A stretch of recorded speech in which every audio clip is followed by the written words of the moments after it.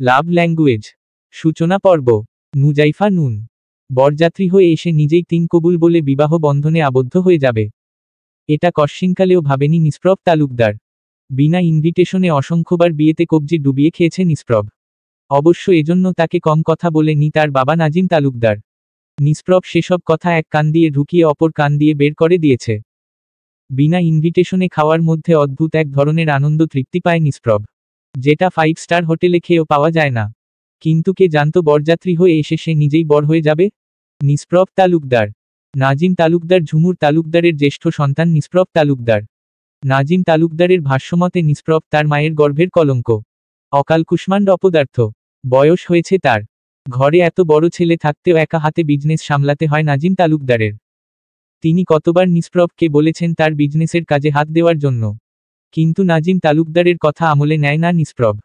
তার রাজ্যে সেই রাজা, তার লাইফ তার রুলস মোতাবেক চলে। সারাদিন টই টই করে ঘুরে বেড়ানো, এন্টারটেনমেন্ট, কোথাও কোনো বিয়ে সুন্নাতে খতনা বা যে কোনো অনুষ্ঠান হলে সেখানে বিনা ইনভিটেশনে খাওয়া এসবি নিত্য দিনের কর্ম নিষ্প্রভের। নিষ্প্রভের এহেন কার্যে নাজিম তালুকদারের আভিজাত্য রেপুটেশন নষ্ট হয়। একজন সম্মানীয় প্রভাবশালী ব্যক্তি হবার পরেও ছেলের এমন নিচু কার্যের জন্য নিজেকে নিজের কাছে ছোট হতে হয় বারংবার। অপরাধীর কাঠগড়ায় দাঁড়াতে হয়। এত বড় তাগড়া জোয়ান ছেলের গাত্রে হাতও তুলতে পারেন না তিনি। নিষ্প্রভের এহেন কার্য দেখে গুরুজনেরা নিষ্প্রভকে বিয়ে দেওয়ার পরামর্শ দেন, কিন্তু বিয়ে করতেও আপত্তি নিষ্প্রভের। ছেলেকে হাজার বলে কয়ও বাগে আনতে না পেরে যখন তিনি হাল ছেড়ে দিয়েছিলেন তখনই তার সামনে একটা সুবর্ণ সুযোগ আসে ছেলেকে সঠিক পথে আনার। নিষ্প্রভ রোজকার মতো রাস্তার ধারে চায়ের দোকান থেকে চা পান করছিল। তখনই পাশ দিয়ে ফুলে ফুলে সজ্জিত বিয়ের গাড়ি যেতে দেখতে পায়। গাড়ির পিছু পিছু অনেকগুলো বাইকও ছিল। নিষ্প্রভ তড়িৎ গতিতে কাপের সম্পূর্ণ চা শেষ করে চায়ের বিল মিটিয়ে তার শার্টের বাটনে গুজে রাখা সানগ্লাস চোখে দিয়ে চুলগুলো হাত লাগিয়ে ঠিক করে নেয়। ব্যাস, বিয়ে বাড়িতে যাওয়ার জন্য একদম পারফেক্ট লুক। নিষ্প্রভ আর 1 মিনিটও কালবিলম্ব করে না। পকেট থেকে বাইকের চাবি বের করে দ্রুতগতিতে বাইক স্টার্ট দেয়। মিশে যায় বরযাত্রীর সাথে। ঘণ্টা 2 পর সকলে কনের বাড়িতে পৌঁছায়। সবাই নিজ নিজ কার্যে ব্যস্ত রয়েছে। নিষ্প্রভকে নিয়ে ভাবার সময় নেই কারো। বিয়ে বাড়ির মজাদার খাবারের সুঘ্রাণ ছড়িয়ে পড়েছে সর্বত্র। খাবারের ঘ্রাণ নাসিকায় প্রবেশ করতেই নিষ্প্রভের ক্ষুধা যেন দ্বিগুণ হারে বেড়ে যায়। কিন্তু খাওয়া আর হয়ে ওঠে না। তার পূর্বেই বিয়ে বাড়িতে শোরগোল পড়ে যায়। বর নিখোঁজ হয়ে গিয়েছে। মুহূর্তের মধ্যে বর নিখোঁজ হয়ে যাওয়ার সংবাদ সর্বত্র ছড়িয়ে পড়ে। কনের বাবা মীর রৌনক হোসেনের মুখশ্রীতে আধার নেমে আসে। চোখের সামনে যেন সবটা ব্লার হয়ে উঠেছে। অনেক নামকরা ব্যক্তিবর্গ উপস্থিত ছিলেন তার একমাত্র কন্যার বিয়েতে। সকলের সামনে মুখ ছোট হয় মীর রৌনক হোসেনের। স্বয়ং নামিজ তালুকদারও বিয়েতে উপস্থিত ছিলেন। মীর রৌনক হোসেন নাজিম তালুকদার দুজনে বাল্যকালের বন্ধু। বন্ধুর বিপদ দেখে নাজিম তালুকদারও ঠিক থাকতে পারেন না। অস্থিরতায় ছটফট করতে থাকে। ললাটে বিন্দু বিন্দু ঘামের সৃষ্টি হয়। অস্থিরতায় হাঁসফাঁস করতে করতে এদিক ওদিক পায়চারি করে কিক্ষণ। অকস্মাৎ নিষ্প্রভের দিকে নজর যায় তার। নিষ্প্রভ নিশ্চিতে বসে ফোন স্ক্রুল করছে। নাজিম তালুকদার নিষ্প্রভের হাত ধরে টেনে একটা কক্ষের মধ্যে প্রবেশ করে দ্বার লক করে দেয়। নাজিম তালুকদারকে দেখে নিষ্প্রভ একটু হতবাক হয় বইকি। নিষ্প্রভ ফ্যালফ্যাল নয়নে নাজিম তালুকদারের দিকে চেয়ে রয়। মনের কোণে প্রশ্ন উকি দেয়, বাবার তো রৌনক আঙ্কেলের মেয়ের বিয়ের রিসেপশনে যাওয়ার কথা ছিল, কিন্তু বাবা এখানে কি করছে? তার মানে কি এটাই রৌনক আঙ্কেলের বাড়ি? কথাটা নাজিম তালুকদারকে জিজ্ঞেস করার সুযোগ পায় না নিষ্প্রভ। তার আগেই নাজিম তালুকদার নিষ্প্রভের হাত দুটো নিজের মুঠোয় পুরে নিয়ে বলল, রৌনকের সাথে আমার সম্পর্কের কথা নতুন করে বলার আর কিছুই নেই। রৌনক শুধু আমার বন্ধু না, আমার ভাই। শুধুমাত্র রৌনকের জন্য আমি আজ এই পৃথিবীতে রয়েছি, না হলে সেই কবেই এই দুনিয়ায় মায়া ত্যাগ করে চলে যেতে হতো। রৌনকের কাছে আমি চিরঋণী হয়ে আছি। আজকে সুযোগ এসেছে সেই ঋণ শোধ করার। তুই পারবি সেই ঋণ শোধ করে আমাকে ঋণ মুক্ত করতে? আমার কাছে 4 আনা পয়সা নেই, আর আমাকে বলছেন ঋণ শোধ করতে? ইয়ার্কি ডু করছেন মিস্টার বড়লোক? আমি তোর বাবা নিষ্প্রভ। বাবার সাথে ছেলের নিশ্চয় রসিকতা করার সম্পর্ক থাকে না। সিরিয়াস? ও মাই গড, সূর্য কি আজ উত্তর দিক থেকে উঠেছে? যে মানুষটা আমাকে ছেলের পরিচয় দিতে লজ্জাবোধ করেন, সেই মানুষটা এখন নিজেকে আমার বাবা বলে দাবি করছে। হাও অদ্ভুত! তুই বড্ড বেশি কথা বলছিস নিষ্প্রভ। Your father. Please some respect. হ্যাঁ, আমি মানছি আমি তোকে বকাঝকা করি, কিন্তু আমি যেটা করি তোর ভালোর জন্যই করি। পৃথিবীর কোনো বাবাই চায় না তার সন্তান উচ্ছন্নে চলে যাক। তোর বয়সী ছেলেরা সবাই স্ট্যাবলিশ হয়ে গিয়েছে।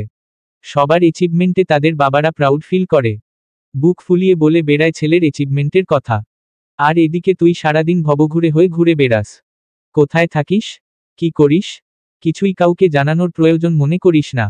বাবা হয়ে চোখের সামনে ছেলের। ব্যাস বাবা, এত ভনিতা না করে বলো আমাকে কি করতে হবে?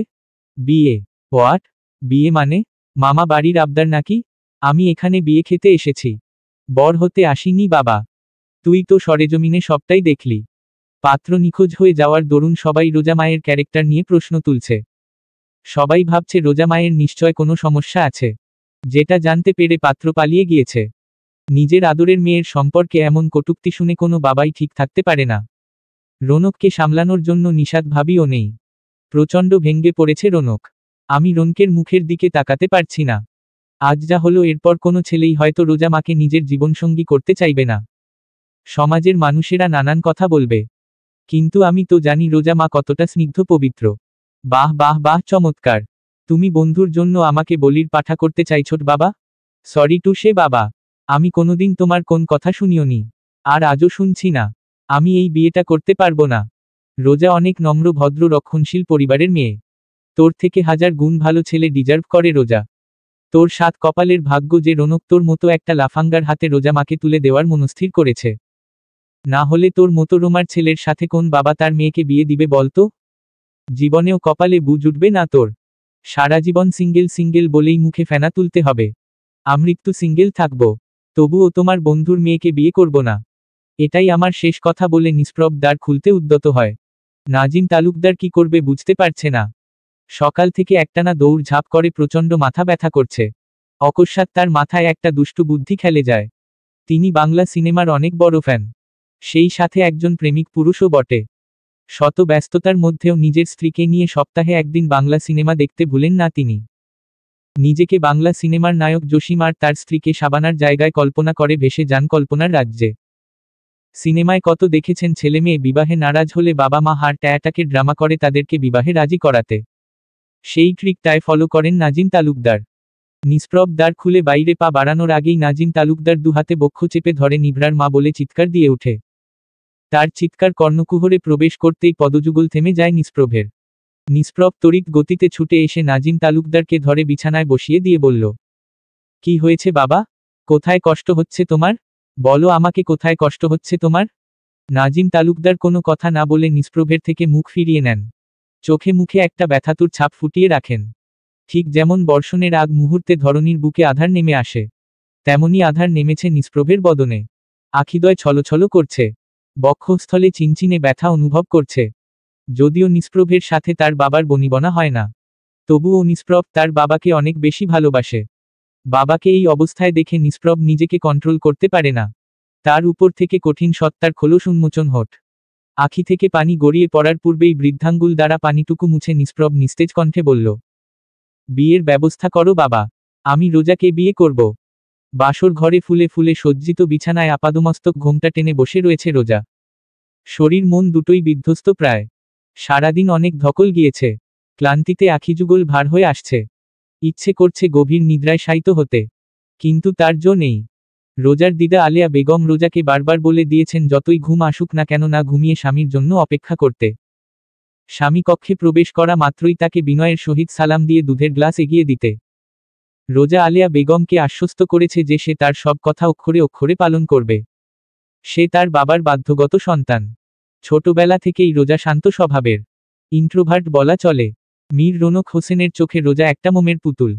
সামান্য উঁচু গলায় কথা বললেও হৃদয় ক্ষরণ হয় তার। তার এই সরলতাই মীর রৌনক হোসেনের ভয়ের কারণ হয়ে দাঁড়ায়। রোজা খুবই ব্রিলিয়ান্ট স্টুডেন্ট। মীর রৌনক হোসেন তাকে উচ্চ শিক্ষায় শিক্ষিত করতে দেশের বাইরে পাঠাতে চাইলেও রোজা যেতে নারাজ ছিল। তিনিও রোজার উপর প্রেশার ক্রিয়েট না করে শহরের নামকরা ভার্সিটিতে রসর ও জ আকারকে অ্যাডমিট করেন। কিন্তু ভার্সিটির প্রথম দিনেই রোজাকে হেনস্থার শিকার হতে হয়। রোজা সবটা মাথা পেতে মেনে নেয়, টু শব্দটি পর্যন্ত করে না। বাসা থেকে ভার্সিটির দূরত্ব অনেক বেশি থাকার দরুন রোজা হোস্টেলে থেকে পড়াশোনা শুরু করে। কিন্তু দিন দিন রোজার উপর অত্যাচার বাড়ে বইকি কমে না। বখাটে মস্তান ছেলে পেলে রোজাকে নানাভাবে উত্ত্যক্ত করে, এমনি তুলে নিয়ে যাবে বলেও থ্রেট দেয়। যদিও রোজা এসব কথা হাইড করে যায় মীর রৌনক হোসেনের থেকে, কিন্তু রোজার রুমমেট সামাইরা এসব ব্যাপারে মীর রৌনক হোসেনকে ইনফর্ম করে। সবটা শুনে ভীত তটস্থ হয়ে পড়েন মীর রৌনক হোসেন। পুরনো কিছু স্মৃতি চোখের সামনে দৃশ্যমান হয়। অস্থিরতায় ছটফট করতে থাকেন। তিনি রোজার বিয়ে দেওয়ার মনস্থির করেন। রোজার অগোচরে বিয়ের দিনক্ষণ ও পাকা ফেলেন। তিনি খুব ভালো করেই জানতেন রোজা বিয়েতে অমত করবে না। দেখতে দেখতে বিয়ের দিন ঘনিয়ে আসে। কিন্তু বিয়ে নিয়ে বিন্দুমাত্র মাথা ব্যথা ছিল না রোজার। পার্লার থেকে মেয়েরা এসে রোজাকে বউয়ের সাজে সজ্জিত করে দিয়ে যায়। রোজা পুতুলের ন্যায় বিছানার উপর বসেছিল। কোনো ইমপ্রেশন ছিল না রোজার মধ্যে। যেন সবটা স্বাভাবিক। অকস্মাৎ বর পালিয়েছে এমন আওয়াজে রোজার চোখ মুখের ভাবমূর্তি পরিবর্তন হয়। আখিদ্বয় থেকে গড়িয়ে পড়ে নোনা জল। রোজা তর্জনী আঙ্গুল দিয়ে এক ফোঁটা পানি তুলে নেয়। তার কাছে মনে হয় এটা যেন পানি না, এটা রক্ত, যার রং সাদা। রোজার ভাবনার মাঝেই মীর রৌনক হোসেন তার কক্ষে প্রবেশ করে। তাকে বিধ্বস্ত অবস্থায় দেখে কলিজা মোচড় দিয়ে ওঠে রোজার। রোজা তড়িৎ গতিতে দৌড়ে এসে রৌনক হোসেনকে জড়িয়ে ধরে। তিনি রোজার মাথায় চুমু দিয়ে বললেন, আমাকে তুই ক্ষমা করে দিস পুতুল। আরফানকে আমি ভালো ছেলে মনে করেছিলাম, কিন্তু কে জানতো আরফান আমার মুখে চুনকালি মাখিয়ে পালিয়ে যাবে। আমি যে তোর জীবনটা শেষ করে দিলাম। এভাবে বলছো কেন বাবা? যা হয়েছে ভালোর জন্যই হয়েছে। এখানে তোমার কোনো দোষ নেই। এ সমাজ মেয়েদের বিয়ে ভেঙে যাওয়াটা ভালো চোখে দেখে না। তোর গায়ে যে কালিমা লেপন হয়ে যাবে রে পুতুল। তখন যদি তুই আমার কথা শুনে দেশের বাইরে চলে যেতি তাহলে আজকে এই দৃশ্য দেখতে হতো না। তুমি আমাকে দেশের বাইরে পাঠাতে চেয়েছিলে, কিন্তু আমি যাইনি। কারণ আমি তোমাকে ছাড়া থাকতে পারবো না। তুমি আর দিদা ছাড়া এই ভুবনে আমার কে আছে বলো তো? তুই আমাকে আর একটা শেষ সুযোগ দিবি মা? আমি কখনো তোমার মতের বিরুদ্ধে কিছু বলেছি বাবা? রৌনক হোসেন রসর ও জ আকারকে বুক থেকে তুলে ললাটে চুম্বন দিয়ে বলল, তুই তো আমার লক্ষ্মী সোনা মেয়ে, আমার পুতুল। আমি জানতাম আমার পুতুল আমাকে নিরাশ করবে না। তোর জন্য আমাদের পুরনো বন্ধুত্ব আবারও তরতাজা হয়ে উঠবে। সেই বিয়ের আসরে রোজা নিষ্প্রভের বিবাহ সম্পন্ন হয়। বিদায় বেলা রৌনক হোসেন রোজাকে নিষ্প্রভের হাতে তুলে দিয়ে বলল, আমার অতি আদরের মেয়েকে তোমার হাতে তুলে দিচ্ছি বাবা। ওর জন্মের পর প্রথম যখন ওর মুখ দর্শন করি, আমার মনে হয়েছিল যেন আমার স্ত্রী কোন মানব শিশুর জন্ম দেয়নি, পুতুলের জন্ম দিয়েছে। আমি ভালোবেসে মেয়েটাকে পুতুল বলে ডেকেছি। পুতুলের মতোই আদর যত্নে ভালোবাসায় বড় করেছি। মেয়েটা আমার বড্ড সহজ সরল। পুতুল এতগুলো বছর আমার কাছে আমানত স্বরূপ ছিল। আজকে আমি সেই আমানত তার মালিকের হাতে তুলে দিলাম। আজ থেকে পুতুলের সমস্ত দায়িত্ব তোমার। আমার পুতুলকে তুমি দেখে রেখো বাবা। সরি টু সে আঙ্কেল, আপনি অপাত্রে দান করেছেন। আমার নিজেকেই আমার মা দেখে রাখে। আমি কিভাবে আপনার মেয়েকে দেখে রাখবো বলুন তো? আমি তো ধরেই নিয়েছিলাম আমার কোন দিন বিয়ে হবে না। ডাবল বেডে ও সারা জীবন একা একা রাত্রি যাপন করতে হবে। কিন্তু আমার সোনার কপাল বলতে হয়, সামনেই শীতকাল আসছে। শীতের রাত্রে একা থাকার কি যে কষ্ট, সেটা একমাত্র সিঙ্গেলরাই বোঝে। ভালোই হয়েছে এবারে শীত আসার আগেই আমার বউ এসে গিয়েছে। নিষ্প্রভের এমন লাগামহীন কথাবার্তা শুনে উপস্থিত সবাই হতবাক হয়ে যায়। লজ্জায় মাথা নিচু হয় নাজিম তালুকদারের। তিনি আর এক মুহূর্তও কাল বিলম্ব না করে বরকনেকে নিয়ে নিজেদের বাড়ির উদ্দেশ্যে রওনা হন। নাজিম তালুকদারের সহধর্মিনী ঝুমুর তালুকদার আর তার একমাত্র কন্যা নিভরা তালুকদার একটা কাজে শ্যামনগর গিয়েছিল। নিষ্প্রভের বিবাহের কথা শোনা মাত্রই তারা এক মিনিটও কালবিলম্ব না করে তালুকদার ভিলায় ছুটে আসে। ততক্ষণে ডেকোরেশনের লোকজনও পৌঁছে যায়। মাত্র কয়েক ঘন্টার ব্যবধানে তালুকদার ভিলা নতুন সাজে সজ্জিত হয়ে ওঠে। রোজা তালুকদার ভিলায় পা রাখতেই ঝুমুর তালুকদার সাদরে গ্রহণ করেন রোজাকে। বিভিন্ন ফর্মালিটিজ পূরণ করে নিভরা রোজাকে নিষ্প্রভের কক্ষে দিয়ে আসে। রোজা কান্ত দেহ নিয়ে স্বামীর অপেক্ষায় বসে রয়। অবশেষে রোজার অপেক্ষার প্রহর শেষ হয়। খট করে দ্বার খোলার আওয়াজ কর্ণকুহরে প্রবেশ করে তার। রোজার শরীর কম্পিত হয়।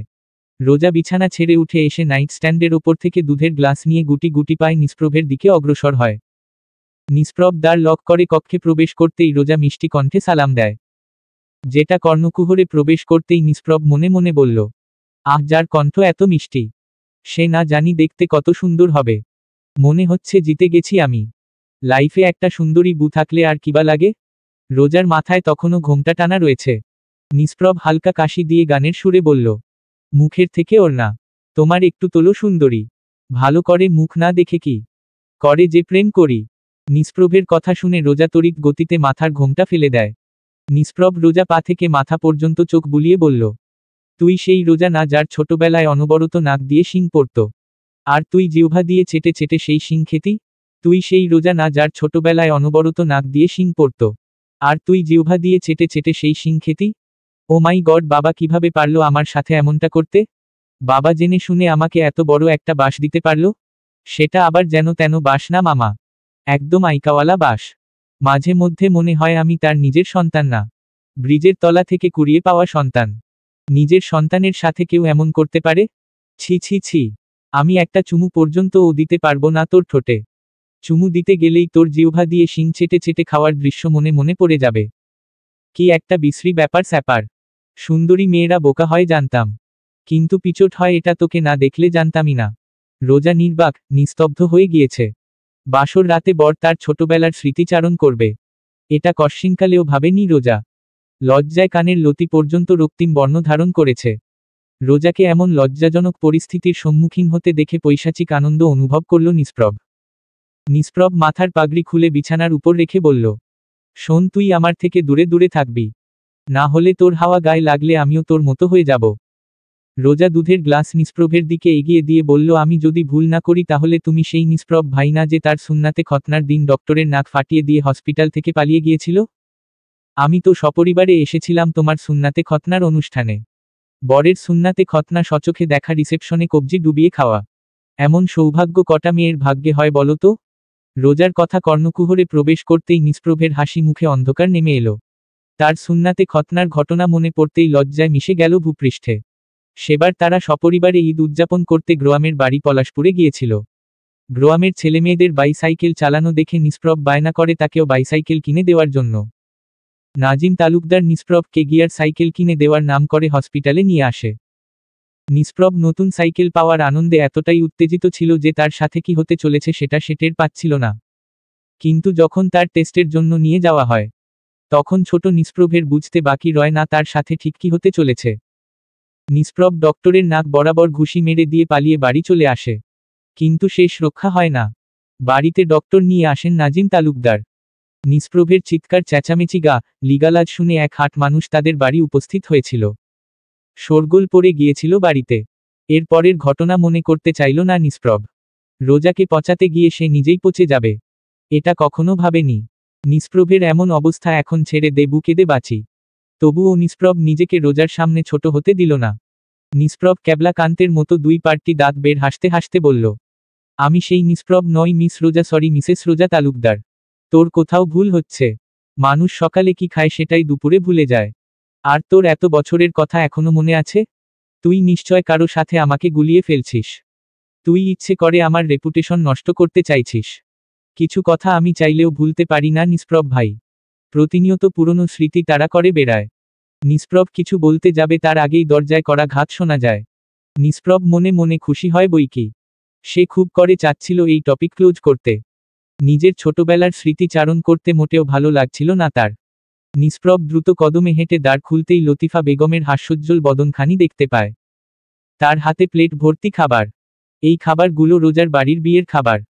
রোজাকে বিদায় দেওয়ার আগে রনক হোসেন যখন নিষ্প্রভকে জড়িয়ে ধরেছিল, তখন নিষ্প্রভ তার কানে কানে বলে দিয়েছিল, আঙ্কেল, আপনি হয়তো জানেন না বিয়ে বাড়ির খাবার আমার কত পছন্দের, কিন্তু নিজের বিয়েতে কি আর তৃপ্তি সহকারে খাওয়া যায় বলুন? আপনি প্লিজ কিছু খাবার পার্সেল করে দিবেন। টেনশন নিবেন না, আমি একা খাবো না। আপনাকে মেয়েকে সাথে নিয়ে এক থালায় খাবার ভাগাভাগি করে খাবো। এটো খেলে নাকি প্রেম বাড়ে? কিন্তু আমাদের মধ্যে তো কোনো প্রেমই নেই। এটো খেয়ে দেখি প্রেমের সূচনা হয় নাকি। রনক হোসেন নিষ্প্রভের কথা অনুযায়ী খাবার পার্সেল করে দেয়। সাথে মিষ্টি ফল সামগ্রী দিতে ভুলেন না। নিষ্প্রভ লতিফা বেগমের হাত থেকে খাবার নিয়ে টেবিলের উপর রেখে তার জড়িয়ে ধরে গালে চুমু দিয়ে বলল, অনেকগুলো লাভ ইউ লতিফা সুন্দরী। মানুষ দিন দিন বুড়ি হয়, আর তুমি যেন দিন দিন যুবতী হয়ে যাচ্ছ। তোমাকে দেখলেই আমার দিলের মাঝে ঘন্টা বেজে টং টং শব্দ করে। থাক, হয়েছে, এত প্রেয়ার দেখাতে হবে না। এখন বউ এসে গিয়েছে। দাদুর আঁচল ছেড়ে বউয়ের আঁচল ধরতে শিখো। সে তুমি না বললেও আমি বউয়ের কথায় চলবো দাদু। বউ উঠতে বললে উঠব, বসতে বললে বসব, খেতে বললে খাবো, না হলে উপোস যাব। লতিফা বেগমে নিষ্প্রভকে বুক থেকে তুলে ললাটে চুমু দিয়ে বলল, দোয়া করি তোমাদের বিবাহিত জীবন যেন সুখের হয়, মধুর হয়। মধুর হওয়ার দরকার নেই দাদু, মধু আবার বেশি মিষ্টি।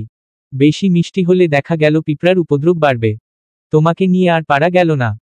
পাগল একটা বলে লতিফা বেগমে রোজা কাছে এসে রোজাকে এটা ওটা বলে লজ্জা দিতে লাগলো। সব শুনে রোজার কান দিয়ে ধোয়া বেরোনোর উপক্রম হয়। এদিকে ক্ষুধায় নিষ্প্রভের পেটে যেন ইঁদুর দৌড়াদৌড়ি করছে। নিষ্প্রভ লতিফা বেগমকে বিছানা থেকে পাজাকোলে তুলে নিয়ে দরজার বাইরে বের করে দিয়ে বলল, তুমি নিজের ঘরে যাও তো দাদু। তুমি যদি সারা রাত আমার বউয়ের সাথে গল্প করে কাটিয়ে দাও, তাহলে আমার বাসর রাত কখন হবে? তুমি এখন যাও, গিয়ে ঘুমিয়ে পড়, সকালে গল্প করার অনেক সময় পাবে। লতিফা বেগম মুচকি হেসে নিজের শয়নকক্ষে এসে বিছানায় গা এলিয়ে দেন। নিষ্প্রভ পুনরায় দ্বার লক করে টেবিলের উপর থেকে খাবার নিয়ে এসে রোজা হাতে ধরিয়ে দিয়ে বলল, নে খাইয়ে দে। খাইয়ে দিব মানে? মামা বাড়ির আবদার নাকি? তোমার হাত আছে, হাত দিয়ে খাও। মামা বাড়ির আবদার না, বরের আবদার। এতদিন তো নিজের হাতেই খেয়েছি। এতদিন যখন নিজের হাতে খেতে পেরেছ, এখনো পারবে। নিজের হাতে খাও। এতদিনের কথা আর এখনকার কথা আলাদা। এতদিন একা ছিলাম, এখন আমার বউ আছে। বউ থাকতে হাত দিয়ে খেতে যাব কোন দুঃখে? আমি সেই পিচ্ছিকাল থেকে ডিসাইড করে রেখেছি, বিয়ের পর যদি খাই শুধু বউয়ের হাতেই খাবো। বউ থাকতে হাত দিয়ে খেতে যাব কোন দুঃখে? আমি সেই পিচ্ছিকাল থেকে ডিসাইড করে রেখেছি, বিয়ের পর যদি খাই শুধু বউয়ের হাতেই খাবো। অগত্যা রোজা হাত ধুয়ে এসে খাবারে হাত দিতে গেলেই নিষ্প্রভ রোজার হাত ধরে ফেলে। রোজার কপালে কিঞ্চিত ভাঁজ পড়ে। রোজা কিছুটা বিরক্তি নিয়ে বলল, তুমি কি শুরু করেছ বলো তো নিষ্প্রভ ভাই? এতক্ষণ খাইয়ে দে বলে মাথা খারাপ করে দিচ্ছিলে, তাহলে এখন আবার বাধা প্রদান করছো কেন? নিষ্প্রভ কিছু না বলে রোজার হাত ধরে টেনে নিয়ে হ্যান্ডওয়াশ এক্সিসল দিয়ে খুব ভালো করে হাত পরিষ্কার করতে করতে বলল, ধুতে থাকো, ধুতে থাকো, যতক্ষণ রবে ময়লা জীবাণু, ততক্ষণ ধুতে থাকো, ধুতেই থাকো। রোজা অপলক দৃষ্টিতে নিষ্প্রভের দিকে তাকিয়ে রয়েছে। এত বড় তাগড়া জোয়ান ছেলের ছেলেমানুষি দেখতে মন্দ লাগছে না। রোজা মুচকি হেসে মনে মনে বলল, এ যেন সেই ছোটবেলার নিষ্প্রভ ভাই, শুধু গায়ে গতরেই বড় হয়েছে। দুষ্টুমিটা ঠিক আগের মতোই রয়েছে। এদিকে প্রায় 10 মিনিট পার হয়ে গিয়েছে, কিন্তু রোজার হাত ধোয়া শেষ হচ্ছে না। রোজা তেজি কণ্ঠে বলল, তুমি কি আমার হাত ছিলে ফেলতে চাইছো? এভাবে কেউ হাত পরিষ্কার করে? আমি হয়তো একমাত্র মেয়ে যে কিনা বাসর ঘরে এমন অদ্ভুত অদ্ভুত ঘটনার সাক্ষী হতে পেরেছি। এই তো হয়ে গিয়েছে, চল যাওয়া যাক। রোজা এসে প্লেট থেকে এক লোকমা খাবার তুলে নিষ্প্রভের মুখের সামনে তুলে ধরে। নিষ্প্রভ খাবার লোকমা না নিয়ে রোজার দিকে লোকমাটা এগিয়ে দিয়ে বলল, তুইও খাসনি? নিশ্চয় অনেক ক্ষুধা লেগেছে, প্রথম লোকমাটা তুইই খা। নিষ্প্রভের এই সামান্য কথাটায় যেন হৃদয় আন্দোলিত হলো রোজার। রোজা লোকমাটা মুখে পুরে নিয়ে নিষ্প্রভের মুখেও এক লোকমা খাবার তুলে দিল। এক পর্যায়ে খাওয়া শেষ হলে নিষ্প্রভ তৃপ্তির ঢেকুর তুলে বলল, বউয়ের হাতে খাবারে এত স্বাদ, এটা আগে জানলে 15 বছর বয়সেই বিয়ে করে নিতাম। এখন থেকে রোজ আমাকে খাইয়ে দিবি। আমি তোমার বেতনভুক্ত কর্মচারী নই যে রোজ রোজ তোমাকে খাইয়ে দিব। তুমি এমন কেন নিষ্প্রভ ভাই? তুমি বোঝ না নাজিম আঙ্কেলের বয়স হয়েছে। বৃদ্ধ বয়সে আর কত দিক সামলাবে সে? কোনো চাকরি বাকরি না করো, অন্তত আঙ্কেলের বিজনেসের কাজে তো হাত দিতে পারো। বাবার ঘাড়ের উপর আর কতদিন বসে বসে খাবে বলো তো? এতদিন তো তুমি একা ছিলে, কিন্তু এখন তুমি একা নও। তুমি থাকতে আমার ভরণ পোষণের দায়িত্ব কেন নাজিম আঙ্কেলের নিতে হবে? শোন, বিয়েটা আমি নিজের ইচ্ছাতে করিনি। বাবা ইমোশনাল ব্ল্যাকমেইল করে আমাকে বিয়েটা করতে বাধ্য করেছে। সে যখন জোর করে বিয়ে দিয়েছে, তখন তোর ভরণ পোষণের দায়িত্বটাও তার। বাহ বাহ বাহ, চমৎকার। বিয়ে করেছ তুমি, বউ তোমার, বউয়ের হাতে খাচ্ছ, বউয়ের সাথে রাত্রি যাপন করবে, আর বউয়ের দায়িত্ব নিতে পারবে না? দায়িত্ব নিবে অন্য কেউ? কেমন পুরুষ তুমি! বাহ, মাত্র কয়েক ঘন্টার ব্যবধানে বেশ ইমপ্রুভমেন্ট হয়েছে তোর। বিয়ে হতে না হতেই চাপার জোর বেড়ে গিয়েছে। না জানি বাসর সম্পন্ন হলে আরো কত ইমপ্রুভমেন্ট ঘটবে।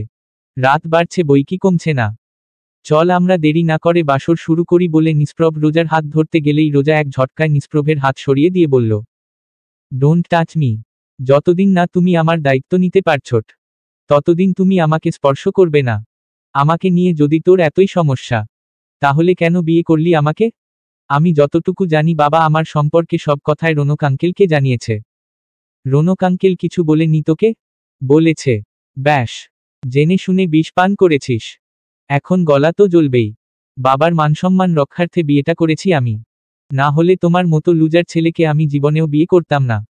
তুমি থাকো তোমার মতো বলে রোজা অন্য কক্ষে যাওয়ার জন্য উদ্যত হতেই নিষ্প্রভ পেছনে থেকে রোজার হাত ধরে বলল, তোর অন্য রুমে যাওয়ার কোন প্রয়োজন নেই, এই রুমেই থাক।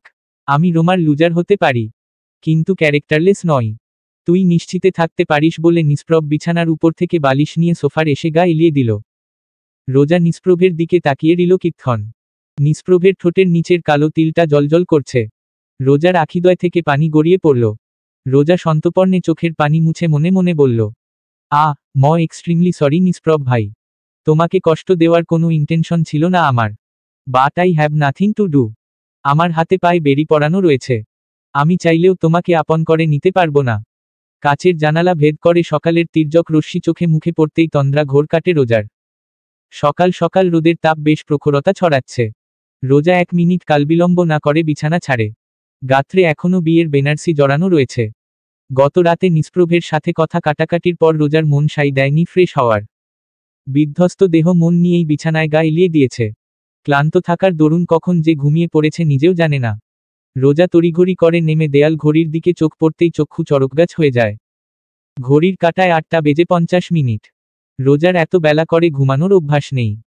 হোস্টেলে থেকে পড়াশোনা করার দরুন সকাল সকাল ঘুম থেকে উঠে নিজের জন্য চা করতে হতো। কোনো মতো চায়ের কাপে চুমুক দিয়েই কোচিংয়ের উদ্দেশ্য ছুটতে হতো। বাবার আদরের রাজকন্যা হবার পরেও রান্নায় বেশ পারদর্শী রোজা। হোস্টেলের খাবার রোজা খেতে পারত না।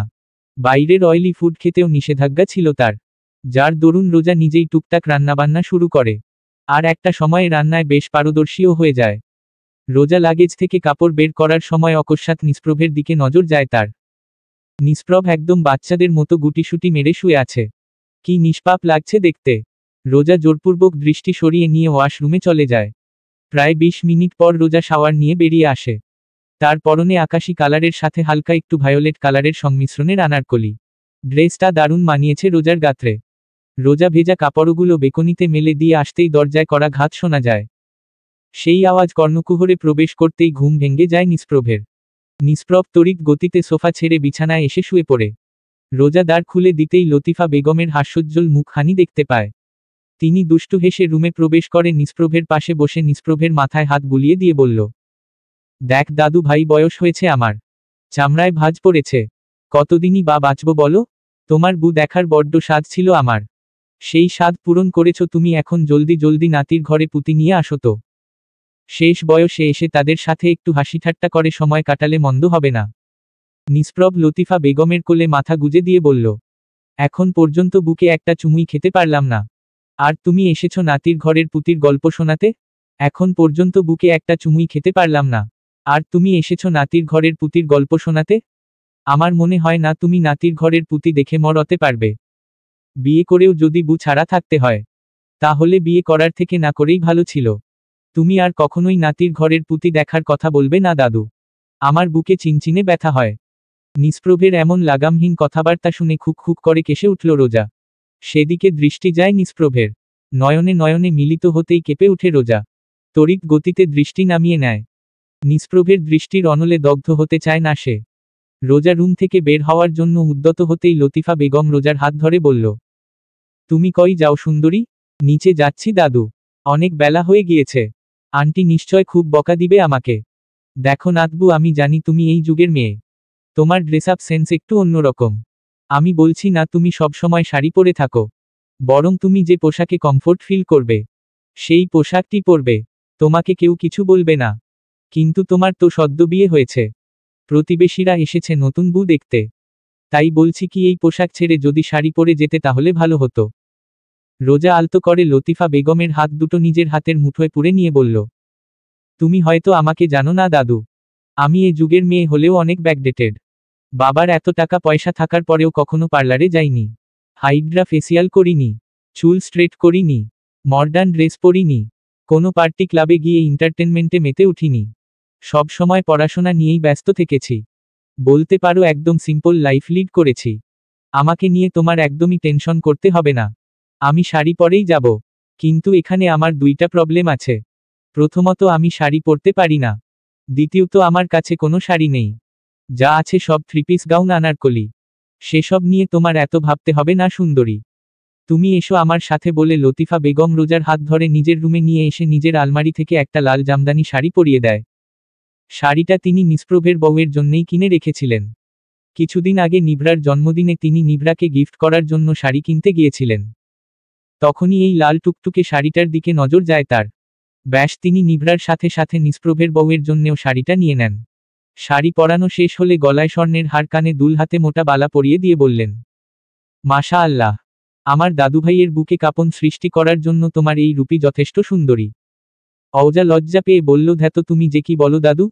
থাক, হয়েছে নাতবু, এখন এত লজ্জা পেতে হবে না। লজ্জা সব আলমারিতে তুলে রাখো। ঘরে এত সুন্দরী বউ থাকলে দাদুভাই বেশিদিন নিজেকে কন্ট্রোল করতে পারবে না। তুমি তো দেখছি নিষ্প্রভ ভাইয়ের থেকে 4 কাঠি উপরে। যেমন দাদু ঠিক তেমন নাতি, কারো মুখেই কোনো লাগাম নেই। লতিফা বেগম কিছু বলতে যাবে তার আগেই নিভরা হতদন্ত হয়ে তার রুমে প্রবেশ করে। রোজাকে এই রূপে দেখে থমকায়। ফর্সা শরীরে লাল টুকটুকে শাড়িটা যেন রোজার সৌন্দর্য আরও বাড়িয়ে দিয়েছে। রোজার সৌন্দর্য দেখে হিংসা হলো নিভরার। সে নিজেকে পৃথিবীর সেরা সুন্দরী মনে করে। হিংসার আগুনে জলে পুড়ে ছারখার হয়ে গেলেও নিভরা সেটা প্রকাশ করল না, বরং মুখে হাসি ফুটিয়ে রোজার 2 বাহু ধরে বলল, তুমি এখানে বুমনি? আমি সারা বাড়ি তোমাকে খুঁজে বেড়াচ্ছি। নিচে চলো, সবাই তোমার জন্য অপেক্ষা করছে। ঠিক আছে, চলো। রোজা নিচে এসে সবাইকে বিনয়ের সহিত সালাম দেয়। তাদের সাথে কুশলাদি বিনিময় করে। রোজাকে বেশ মনে ধরে তাদের মধ্যে থেকে একজন মহিলা বলে উঠল, তোমার ছেলের তো কন্যা রাশি গো নাজিম। সারাদিন টই টই করে ঘুরে বেড়ানো ছেলেটার এমন চাঁদের মতো বউ, যেমন রূপ তেমন মিষ্টি ব্যবহার, আহা দেখলেই পরাণ জুড়িয়ে যাচ্ছে। রোজার এত প্রশংসা সহ্য হলো না নিভরার।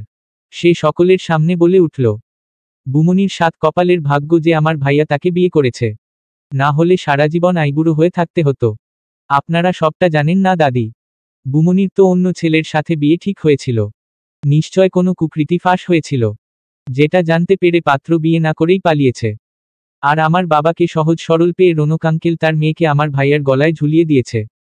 নাজিম তালুকদার সোফায় বসে এক হাতে চা পান করছিল, অন্য হাতে নিউজ পেপারে চোখ বুলাচ্ছিলেন।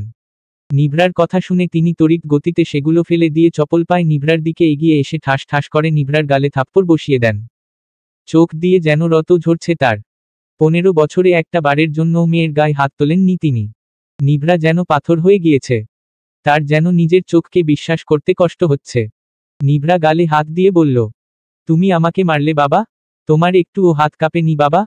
আমি তোকে এই শিক্ষা দিয়েছি নিভরা? তুই নিজে একটা মেয়ে হয়ে কিভাবে পারলি অন্য একটা মেয়ের চরিত্রের দিকে আঙ্গুল তুলতে? মিথ্যা কি বলেছি বাবা? যেটা সত্যি সেটাই তো বলেছি। আর তার জন্য তুমি আমাকে মারলে বাবা? আজকের এই দিনটা আমি কোনোদিন ভুলব না, কোনোদিনও, বলে কাঁদতে কাঁদতে নিভরা নিজের রুমে চলে যায়। সবটা সরেজমিনে দেখে নিস্তব্ধ হয়ে গিয়ে রোজা, চোখ থেকে অনবরত পানি পড়ছে। যেটা দেখে নামিজ তালুকদার রোজার মাথায় হাত বুলিয়ে দিয়ে বলল, নিভরা ছোট মানুষ, তুমি নিভরার কথায় কিছু মনে করো না মা? না না আঙ্কেল, আমি নিভরার কথায় কিছুই মনে করিনি। নিভরা তো আমার ছোট বোনের মতোই। 1 মিনিট, কি বললে তুমি? আমি কি কিছু ভুল বলেছি আঙ্কেল? আবারও আঙ্কেল? রৌনককে তুমি আঙ্কেল বলে সম্বোধন করো বুঝি? সরি বাবা, আমার ভুল হয়েছে। এই তো আমার লক্ষ্মী মেয়ে, এখন থেকে আমি 2টা কন্যা সন্তানের জনক। শুনেছি তোমার রান্নার হাত বেশ ভালো। বুড়ো বাপকে 1 কাপ চা করে খাওয়াবে মা? আমি এক্ষুনি করে আনছি বাবা, বলে রোজা কিচেনে চলে আসে। তাকে দেখেই ঝুমুর তালুকদার এক গাল হেসে বলল, ও মা, তুমি কিচেনে এসেছো কেন? বিকালে রিসেপশন আছে, তখন অনেক ধকল যাবে। এখন বরং একটু রেস্ট নাও। বাবা আমার হাতে চা খেতে চেয়েছে, বাবার জন্য চা করতে এসেছি। চা করতে তো বেশি সময় লাগবে না, প্লিজ না করবেন না মা। রোজার মুখে এমন আদুরের ডাক শুনে ঝুমুর তালুকদার আর না করতে পারলেন না। তার সম্মতি পেতেই রোজা চুলায় পানি গরম করতে দিল। নামিজ তালুকদারের জন্য চা করার পাশাপাশি নিষ্প্রভের জন্যেও 1 কাপ চা বানিয়ে নিল রোজা। নিষ্প্রভ তখনও গভীর ঘুমে আচ্ছন্ন হয়ে রয়েছে। রোজা গুটি গুটি পায়ে নিষ্প্রভের পাশে বসে নিষ্প্রভের দিকে তাকিয়ে রইল কিক্ষণ। অকস্মাৎ তার মাথায় একটা দুষ্ট বুদ্ধি ভর করে। রোজা নিষ্প্রভের কনিষ্ঠা আঙ্গুল চায়ের কাপে ডুবিয়ে দেয়। হাতে গরম অনুভব করতেই নিষ্প্রভ এক লাফে খাট থেকে নিচে পড়ে, কিন্তু খাটে ফেলে রেখে আসে তার পরনের লুঙ্গি। ছি ছি ছি, তুই আমার ইজ্জতের উপর দিয়ে ট্র্যাক চালিয়ে দিলি? কিভাবে পারলি এমনটা করতে? আমার তো মানুষের সামনে মুখ দেখানোর জোরিল না, আমার জাতমান দুটোই গেল। আমার সোনা পাখি, ময়না পাখি, তুই শিওর তো তুই সত্যিই কিছু দেখিসনি? আরে বাবা, দেখব কিভাবে? তোমার তো শর্টস পরা রয়েছে। তোমার এমন বোকামি দেখে আমার একটা ছড়া মনে পড়ে গেল। ছড়াটা এমন ছিল, চিল নিয়েছে কানটা শুনে, ছুটছি চিলের পিছে। সারাটি দিন ছোটাই হলো, দিনটা গেল মিছে। কানের দুঃখে কাঁদছি বসে, গালে দিয়ে হাত, মুখ দেখানো আর যাবে না। চলে গেল জাত, কান ছাড়া যে মান রাখা দায়। কান হারিয়ে কাঁদি, চোখের জলে ভাসছি আমি, উঠোন হলো নদী। ছোট্ট শিশু খেলার ছলে কানে দিল হাত। খুশি হলাম কান টানাতে, ফিরে পেলাম জাত। শোনা কথায় ফাল পেরো না, মোটা মাথার দল। নিজের উপর ভরসা রাখো, নিজের বলই বল। সংগৃহীত। এতক্ষণে হুঁশে ফিরে নিষ্প্রভ। সে খাটে নিজের পরনের লুঙ্গি দেখে এতটাই ডেসপারেট হয়ে গিয়েছিল যে তার পরনের লুঙ্গি ব্যতীত শর্টসও ছিল। এটা সে বেমালুম ভুলে গিয়েছিল। নিষ্প্রভ নিজের পানে চেয়ে স্বস্তির নিঃশ্বাস ফেলে ক্যাবলাকান্তের মতো হেসে বলল, যাক বাবা, এই যাত্রায় বেঁচে গেছি। টেবিলে ব্রেকফাস্ট দেওয়া হয়েছে, তাড়াতাড়ি এসো। তুই যাট, আমি ফ্রেশ হয়ে আসছি। দেখো ফ্রেশ হতে গিয়ে আবার ওয়াশরুমে ঘন্টার পর ঘন্টা কাটিয়ে দিও না, বাবা কিন্তু খুব রাগ করবে। তুই যা মনা, আমি 2 মিনিটে আসছি বলে নিষ্প্রভ কাঁধে টাওয়াল নিয়ে শীষ বাজাতে বাজাতে ওয়াশরুমে চলে যায়। নিষ্প্রভ একজন বাথরুম সিঙ্গার বটে। ওয়াশরুমে ঢুকেই গলা ফাটিয়ে গান গাইতে শুরু করে। রোজা তার দিদার সাথে ফোনে কথা বলছিল। নিষ্প্রভের চিৎকার চেঁচামেচি শুনে তিনি বললেন, হ্যাঁ রে রোজা, তোর শ্বশুর বাড়িতে কি ডাকাত পড়েছে নাকি? এত চিৎকার চেঁচামেচি কিসের? ডাকাত পড়ে নাই গো দিদা, তোমার আদরের নাতজামাই গান গাইছে। বাবা কি এক পাগলের সাথে বিয়ে দিল আমায়? পাগলের পাগলামি দেখতে দেখতে কবে দেখা গেল আমি নিজেই পাগল হয়ে গিয়েছি। পাগল হলেও নিষ্প্রভের মনটা অনেক ভালো। দেখবি নিষ্প্রভ তোকে অনেক ভালোবাসবে। এখন রাখছি দিদা, তোমারা কিন্তু রিসেপশনের আগেই চলে আসবে। আমি তোমাদের অপেক্ষায় থাকব। তুই একদম টেনশন করিস না, আমরা ঠিক টাইমে পৌঁছে যাব। লাভ ইউ দিদা বলেই কল কেটে দেয় রোজা। বাড়ির কথা খুব মনে পড়ছে তার, গলা ভিজে আসছে। রোজা ফোন রেখে নিচে আসতেই ঝুমুর তালুকদার রোজাকে চেয়ারে বসিয়ে দিয়ে বলল, নিষ্প্রভ কি এখনো ঘুমিয়ে রয়েছে? না মা, ওয়াশরুমে ঢুকেছে শাওয়ার নিতে। তবে শুধু শাওয়ারই নিচ্ছে না, সাথে গানও প্র্যাকটিস করছে। ওই যে কথায় আছে না, গাইতে গাইতে গায়েন। এভাবে বাথরুমে গান গাইতে গাইতে কবে দেখবেন আপনার ছেলে একজন নামকরা গায়ক হয়ে গিয়েছে। এই ছেলেটাকে নিয়ে আর পারি না বাপু। এত বড় ছেলের জন্য রোজ রোজ কথা শুনতে হয় আমার। আমি কিছুই করতে পারলাম না মা। এখন তোমার বর, তুমিই দেখো কিভাবে তাকে মানুষ করবে। নাজিম তালুকদার সবে মাত্র পরোটা ছিঁড়ে মুখে তুলেছেন। ঝুমুর তালুকদারের কথা শুনে তিনি পরোটা চিবোতে চিবোতে বললেন, ছেলেটা খারাপ হয়েছে তোমার আশকারা পেয়ে। ছোটবেলা থেকেই যদি শাসন করতে তাহলে আজকে এই দিন দেখতে হতো না। নিষ্প্রভ শার্টের বাটন লাগাতে লাগাতে সিঁড়ি বেয়ে নিচে নামছিল। নাজিম তালুকদারের কথা শোনা মাত্রই তেলে বেগুনে জ্বলে উঠে বলল, কেন বাবা, আমি কি কারো মেয়ে ভাগিয়ে নিয়ে গিয়েছি? নাকি কট খেয়েছি? কি পিওর মাউথ শার্ট, যার মুখে গন্ধ তার মুখ বন্ধ। আমি মাত্রই ক্লোজ আপ দিয়ে ব্রাশ করে এসেছি, সো আমার মুখ বন্ধ রাখার কোনো প্রশ্নই আসে না মিস্টার বোরলোক। বাবার সাথে কিভাবে কথা বলতে হয় সেটাই যখন জানোই না, তখন মুখ বন্ধ রাখাই উত্তম। এতক্ষণে বাবা ছেলের ঝগড়া দেখছিলেন ঝুমুর তালুকদার। অবশ্য এটা নতুন না, রোজ বাবা ছেলের এমন ঝগড়া দেখে তার দিন শুরু হয়। কিন্তু তিনি আর চুপ থাকতে পারলে না। নিষ্প্রভের প্লেটে খাবার বেড়ে দিয়ে বলল, তুমি একটু চুপ করবে প্লিজ। রোজ রোজ বাবা ছেলের কন্ট্রোভার্সি, তর্ক বিতর্ক, ঝগড়া ঝাঁটি দেখতে দেখতে আমি হাঁপিয়ে উঠেছি। আমার কথা না হয় বাদই দিলাম, কিন্তু রোজা, মেয়েটা তো আমাদের ফ্যামিলি ক্রাইসিসের ব্যাপারে অবগত নয়। মেয়েটার সামনে প্লিজ কোনো সিন ক্রিয়েট করো না। নাজিম তালুকদার টু শব্দটিও করলেন না, বরং খাবার ছেড়ে উঠে চলে গেলেন। সেটা দেখেও নিষ্প্রভ ডোন্ট কেয়ার ভাব নিয়ে খাবার চিবোতে চিবোতে বলল, আম্মু আমার বউয়ের পাতে আর একটু খাবার দাও। দেখছো না বেচারি না খাইতে খাইতে কেমন দড়ির মতো হয়ে গিয়েছে। তোর গন্ডারের চামড়া সারা জীবন গন্ডারের চামড়ায় থেকে গেল। হাজার চেষ্টা করেও মানুষের চামড়া বানাতে পারলাম না। রোজ রোজ এত অশান্তি ভালো লাগে না। পারলে আমাকে এক বোতল বিষ এনে দিস। বিষ খেয়ে চিরনিদ্রায় যাব বলে আঁচলে মুখ লুকিয়ে ঝুমুর তালুকদার কিচেনে চলে এলেন। তিনি যেতেই নিষ্প্রভ রোজার মুখের সামনে খাবার তুলে বলল, নে খা। রোজা তেজি কণ্ঠে বলল, তোমার মতো লুজার ছেলে দুইটা দেখিনি। তোমার সাথে বিয়ে না দিয়ে বাবা যদি কোনো রিকশাওয়ালার সাথেও আমার বিয়ে দিতেন। বাকি কথা বলতে পারে না রোজা। তার আগেই নিষ্প্রভ বলল, তো রৌনক আঙ্কেলকে বল আমাকে একটা রিকশা কিনে দিতে। Are you kidding me? তুমি কোন ধাতুর তৈরি বলো তো? তোমার সাথে থাকলে অতি শীঘ্রই আমাকে পাবনার যেতে হবে। তাই আমি ডিসাইড করেছি আগামীকাল আমরা একসাথে বাবার বাড়ি গেলেও ফিরবে তুমি একা। আমি আর তালুকদার ভিলায় ফিরব না। নিষ্প্রভ তির্যক হেসে মনে মনে বলল, একবার যখন তোর হাত ধরেছি তখন এত সহজে তোর হাত ছাড়ছি না। এই নিষ্প্রভ তালুকদারের পাগলামির থেকে রেহাই পাবি না তুই। এখন আমার একার পাগলামি সহ্য করছিস। বছর ঘুরতে না ঘুরতেই দেখবি আমি সহ আমার ছানাপোনার পাগলামিও তোকে সহ্য করতে হবে। শহরের নামকরা বিউটিশিয়ান তনিমা এসেছে রোজাকে সাজাতে, কিন্তু রোজা সাজতেন নারাজ। সে মেকআপের আড়ালে নিজস্ব সত্তাকে হারিয়ে ফেলতে চায় না। বিয়ের দিনেও সে বিউটিশিয়ান দ্বারা সাজেনি, তার রুমমেট সামাইরা সাজিয়ে দিয়েছিল। রিসেপশনেও সামাইরার থেকেই নিজেকে সাজাতে চেয়েছিল রোজা, কিন্তু নাজিম তালুকদার বিউটিশিয়ান ডেকেছেন। তাদেরকে ন্যায্য করে দিলে নাজিম তালুকদারের মানহানি হবে ভেবে রোজা তাদের কাছে সাজতেন রাজি হট। রোজার সম্মতি পেতেই তনিমা নিজের কাজ শুরু করেন। রোজার সাজ কমপ্লিট হতেই তিনি রোজাকে আয়নার সামনে দাঁড় করান। আয়নায় নিজেকে দেখে হতবাক হয়ে যায় রোজা, নিজেকে নিজেরই চেনা দায় হয়ে পড়ে। রোজা আয়নাতে নিজেকে খুঁটিয়ে খুঁটিয়ে খুঁটিয়ে দেখতে থাকে। তখনই নিষ্প্রভ রুমে প্রবেশ করে। রোজার এই প্রলয়কারী রূপে বুকে কাঁপন ধরে নিষ্প্রভের। রোজার পরনে গাঢ় খয়েরি লেহেঙ্গা, কানে বড় ঝুমকো, গলায় সীতাহার, কপালে টিকলি, হাত ভর্তি চুড়ি, চোখে আইলাশ লাগানো হয়েছে। ডাগর ডাগর চোখ দুটো, গাঢ় কাজল, আইলাইনার, মাস্কারা, গিলগোটার পেয়ে যেন আরও আকর্ষণীয় হয়ে উঠেছে। ঠোঁট দুটো রক্তজবার ন্যায় টকটক করছে। নিষ্প্রভের যেন কণ্ঠনালী শুকিয়ে আসে। নিষ্প্রভ শুকনো ঢোক গিলে জিভ দ্বারা ঠোঁট ভিজিয়ে বলল, আরে তুই তো কালা ছিলি, হুট করে এত ফর্সা হয়ে গেলি কেমনে? আরে তুই তো কালা ছিলি, হুট করে এত ফর্সা হয়ে গেলি কেমনে? নিশ্চয় রাতের আধারে লুকিয়ে লুকিয়ে নাইট ক্রিম মাখিস, তাই না? রোজা থমকায়। নিষ্প্রভের প্রশ্নের উত্তর জানা নেই তার। সে কোন কালেই কালো ছিল না, বরং দুধে আলতা গায়ের রং তার। গায়ে একটা ফুলের টোকা পড়লেও যেন রক্ত বের হয়। গায়ের রং ফর্সা, সহজ সরল, নরম তুলতুলে দেখে গ্রামে বেড়াতে গেলে অনেকে মজা করে রোজাকে পোল্ট্রি মুরগি বলে ডাকত।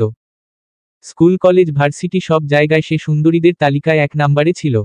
যদিও তার মতো সুন্দরী মেয়েকে কালো বলাতে একটু মনক্ষুণ্ণ হয় রোজার, কিন্তু পরক্ষণেই নিষ্প্রভের চোখে সমস্যা আছে ভেবে ব্যাপারটা হেসেই উড়িয়ে দেয়।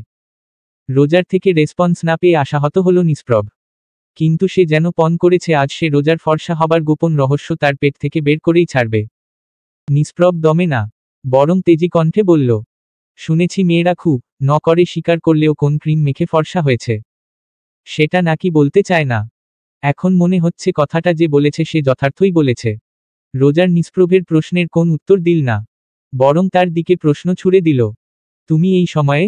কেন রে, আমাকে কি তোর শীতকালীন সবজি মনে হয় যে আমি শীতের মৌসুম ছাড়া অন্য কোনো মৌসুমে আসতে পারবো না?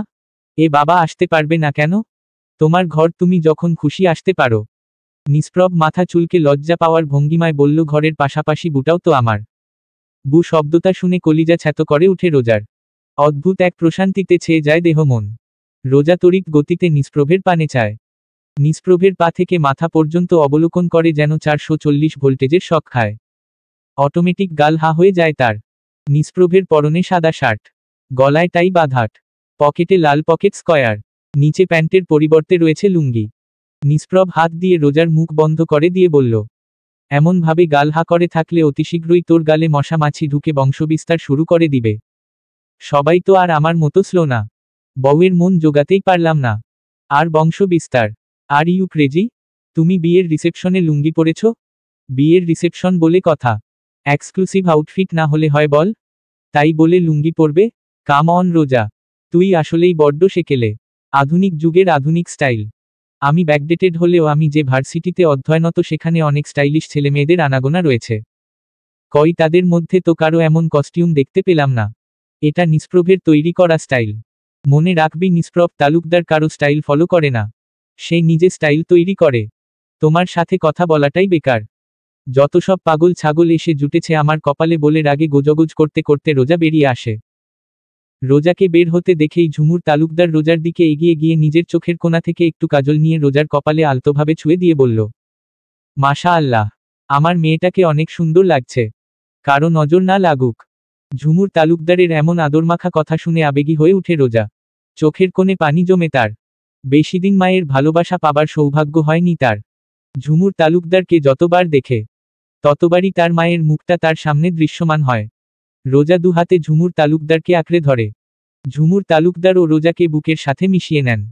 মাত্র একদিনেই মেয়েটা তার হৃদয়ে স্থান করে নিয়েছে। এরই মধ্যে রনক হোসেন আলেয়া বেগম উপস্থিত হয়।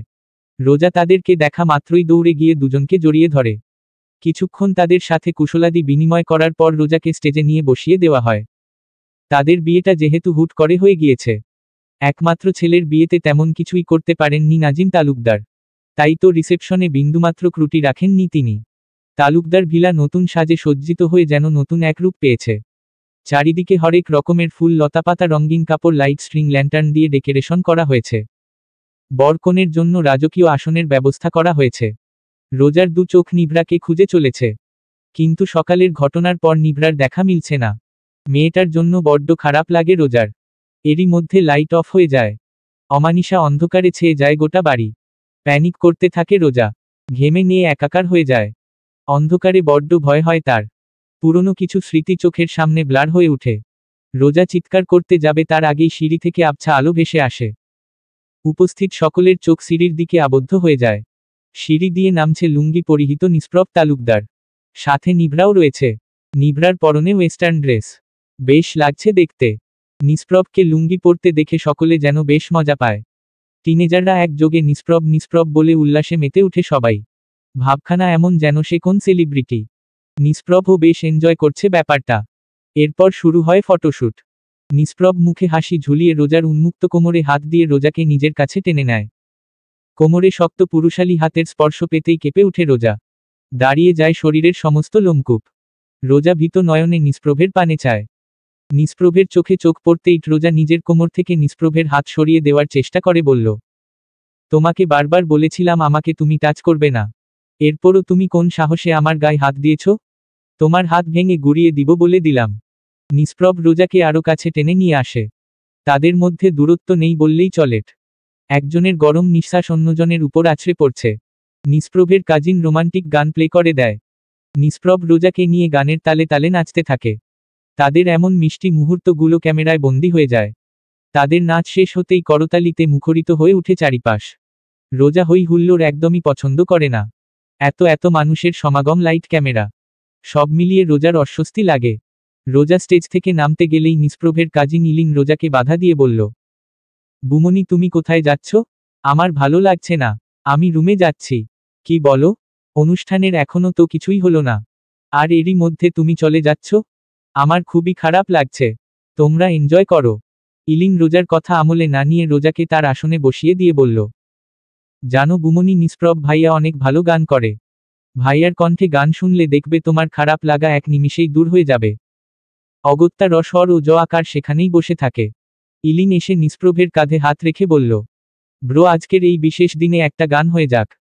তোরা বলছিস আর আমি গান গাইব না, এটা কখনো হয়? বলেই নিষ্প্রভ মাইক্রোফোন হাতে নিয়ে গাইতে শুরু করল, আমার বিয়া হেয়া গেছে রে, আমি সুন্দরী বু পাইছি রে, হাত তালি দাও সোনার ময়না রে, মাইয়া দা কিন্তু সেই হট মামা, ফিগার দেখছিস মামা পুরাই কলকাতার রসগোল্লা, বেশি দেখিস না মামা, চোখ ঝলসে যাবে। চোখের সামনে এমন তসতসে আপেল দেখে নিজেকে কন্ট্রোল করা দায় হয়ে পড়ছে। একবার যাবি নাকি আপেলের টেস্ট নিতে? আবার জিগায়, এতদিন সাধনার পর ভ্রমরীর দর্শন পেয়েছি, যার সর্বাঙ্গে মধুতে টুইটম্বুর, আর আমি মধু পান করব না? এটা হয় বল? বলেই ৩-৪টা ছেলে নিভ্রার দিকে এগোতে থাকে। রিসেপশন চলাকালীন সবাই যখন আনন্দ উল্লাসে মেতেছিল, তখন নিভ্রা সকলের নজর এড়িয়ে তার বয়ফ্রেন্ড রানাভের সাথে মিট করতে বেরিয়ে পড়ে। রোজা তখন সামাইরার সাথে ভিডিও কলে কথা বলছিল। কিন্তু রিসেপশনে উপস্থিত সকলের চেঁচামেচিতে কথা বলতে অসুবিধা হবার দরুন রোজা গার্ডেনের দিকে এগিয়ে আসে। আর তখনই নিভ্রার দিকে নজর যায় তার। এত রাতে নিভ্রাকে বাড়ি থেকে একা একা বের হতে দেখে রোজা অবাক হয় বইকি। রোজা তড়িৎ গতিতে সংযোগ বিচ্ছিন্ন করে নিভ্রাকে ফলো করতে শুরু করে। চতুর্দিকে শুনশান নীরবতা বিরাজ করছে। মাঝে মধ্যে দূর হতে কুকুরের ঘেউ ঘেউ আওয়াজ ভেসে আসছে। সেই আওয়াজ কর্ণকুহরে প্রবেশ করতেই নিভ্রার অন্তর আত্মা কম্পিত হচ্ছে। যদিও রানাব বলেছিল সে লুকিয়ে তালুকদার ভিলায় এসে নিভ্রার সাথে দেখা করে যাবে, কিন্তু নিভ্রা কোনো রিস্ক নিতে চায়নি। রানাব আধুনিক যুগের ছেলে।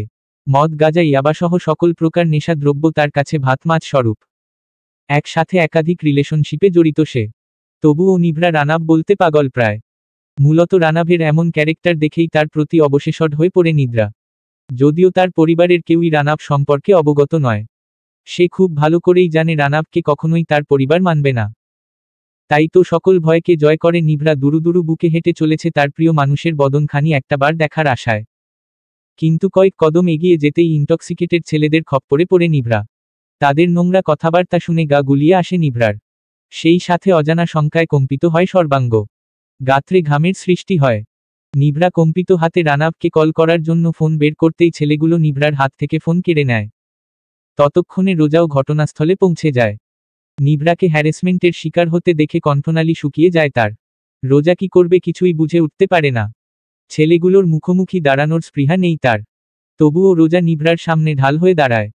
রোজাকে দেখে হ্যাংলা পাতলা ছেলেটা নিজের চোখ কচলে নিয়ে বলল, আরে মামুর বেটা, এ দেখি মেঘ না চাইতেন বৃষ্টি। হ মামা, আজ কি রাত হহুত মাজা হো। দুইটা পাখি নিজের থেকে আমাদের খাঁচায় ধরা দিয়েছে। পাখিদের আদর যত্নে কমতি রাখলে হয়তো না মামা বলেই ছেলেগুলো পৈশাচিক হাসিতে মেতে ওঠে। এদিকে রোজা ভীতগ্রস্ত হয়ে পড়েছে। অনবরত পদযুগল কম্পিত হচ্ছে তার। শঙ্কায় নিভরার হাত দুটো নিজের মুঠোয় পুরে নেয় রোজা। নিভরাও হিংসা বিদ্বেষ ভুলে রোজাকে শক্ত করে আঁকড়ে ধরে। তাদেরকে ভীত শঙ্কিত দেখে যেন দ্বিগুণ আনন্দ পায় ছেলেগুলো। হ্যাংলা পাতলা ছেলেটা বিশ্রীভাবে হাসতে হাসতে রোজার দিকে এসে রোজার হাত ধরতে গেলেই পুরুষালী একটা শক্ত হাত এসে বাধা প্রদান করে। ছেলেটা কিছু বুঝে ওঠার আগেই পুরুয়ালি শক্ত হাতের ঘুষি খেয়ে নিচে পড়ে যায়। রোজার মুখশ্রীতে হাসির ঝিলিক লক্ষ্য করা যায়। তার মুখ থেকে অস্ফুট স্বরে বেরিয়ে আসে, নিষ্প্রভ ভাই। নিষ্প্রভ থেমে থাকে না। সে ছেলেটার বুকের উপর চড়ে এলোপাথারি কিল ঘুষি মারতে মারতে বলল, তুই জানিস তুই কার গায়ে হাত দিতে যাচ্ছিলি? ও আমার স্ত্রী। ওর শরীরে শুধু আমার হাতের স্পর্শ থাকবে। অন্য কোন পুরুষ ওর শরীরে হাত দেওয়া তো দূরের কথা, ওর দিকে চোখ তুলে তাকালেও আমি তার চোখ তুলে আই ফ্রাই করে খাবো। ও হ্যাঁ, সাথে টমেটোর সসও দিব। Mind it. নিষ্প্রভের কথা শুনে রোজার দেহ শিউরে উঠে। শিরদাঁড়া বেয়ে শীতল স্রোত বয়ে যায়। সুখ সুখ অনুভব হয় তার। কিন্তু সেই সুখ বেশিক্ষণ স্থায়ী হয় না রোজার। ছেলেগুলোর সাথে মারামারি এক পর্যায়ে তাদের মধ্যে একজন নিষ্প্রভের বাহুতে ছুরি দিয়ে আঘাত করে। আঘাতটা অনেক গভীর ছিল, যার দরুন নিষ্প্রভের শার্ট ভেদ করে গলগল করে তাজা রক্ত বেরিয়ে আসে। রোজার রক্তের স্তূপ দেখা মাত্রই সেন্সলেস হয়ে নিচে পড়ে যায়। রোজার এহেন কার্যে নিষ্প্রভ যেন বোকা বনে যায়। সে তড়িৎ গতিতে রোজাকে কোলে তুলে নিয়ে বলল, কেসটা কি হলো? রক্তাক্ত হলাম আমি, আর আমার বউ সেন্সলেস হয়ে গেল। একেই বলে দিলের কানেকশন। সকালে তন্দ্রা ঘোর কাটতেই রোজা নিজেকে নিষ্প্রভের বক্ষমাঝে পায়। একদম বিড়াল ছানার মতো নিষ্প্রভের বক্ষমাঝে সিটে রয়েছে রোজা। নিষ্প্রভ রোজাকে দুহাতে আঁকড়ে ধরে রয়েছে। নিষ্প্রভকে এত কাছাকাছি দেখে রোজা থমকায়।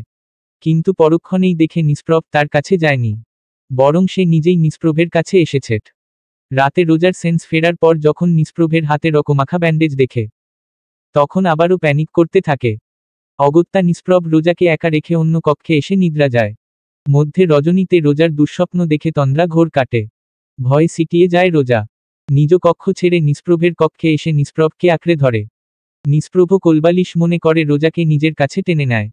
রোজা নিষ্প্রভের দিকে চেয়ে দেখে সে এখনো গভীর ঘুমে আচ্ছন্ন হয়ে রয়েছে। রোজা সন্তর্পণে নিষ্প্রভের থেকে নিজেকে ছাড়িয়ে নিয়ে আর 1 মিনিটও কালবিলম্ব না করে নিজ কক্ষে এসে ওয়াশরুমে প্রবেশ করে। প্রায় 20 মিনিট পর রোজা শাওয়ার নিয়ে রেডি হয়ে নিচে আসে, উদ্দেশ্য কিচেনে যাওয়ার। ততক্ষণে নাজিম তালুকদারও নিচে চলে এসেছেন। তিনি সোফায় বসে হাত ছেড়ে বলল, আজ কি চা কফি কিছুই পাবো না নিভরার মা? কথাটা শোনা মাত্রই রোজার দ্রুত কদমে হেঁটে কিচেনে প্রবেশ করে। ঝুমুর তালুকদার রুটি বেলছেন দেখে রোজা চায়ের জন্য চুলায় পানি গরম করতে বসিয়ে দেয়। এদিকে চা আসতে দেরি হচ্ছে দেখে নাজিম তালুকদার মনিটরটা অন করে দেন। আর সাথে সাথে মনিটরের পর্দায় দেখা যায় একজন সুন্দরী রমণী সংবাদ পাঠ করছেন। Breaking news. কনস্ট্রাকশন বিল্ডিং এ বিশিষ্ট শিল্পপতি কামরুল মৃধার একমাত্র সন্তান আরমান মৃধার ডেড বডি পাওয়া গিয়েছে। তাকে এমন নৃশংসভাবে হত্যা হয়েছে যে ডেড বডি দেখা মাত্রই পিলে চমকে উঠছে। কয়েকজন দুর্বল হৃদয়ের মানুষ তাকে দেখা মাত্রই সেন্সলেস হয়ে গিয়েছে।